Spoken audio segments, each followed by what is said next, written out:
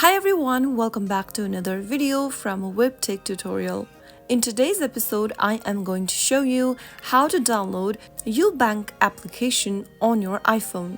Ubank is an Australian digital bank that offers a range of banking products and services through its online platform and mobile application.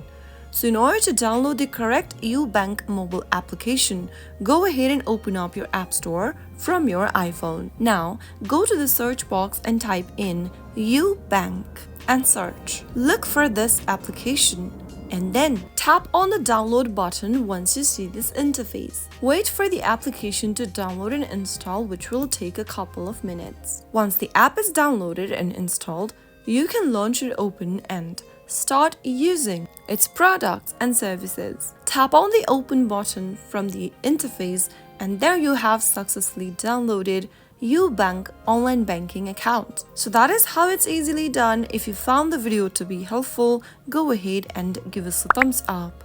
Don't forget to subscribe to the channel by hitting the subscribe button. Also press on the notification bell so that you'll never miss another upcoming upload from us. I will see you again in the next video. Thank you for watching.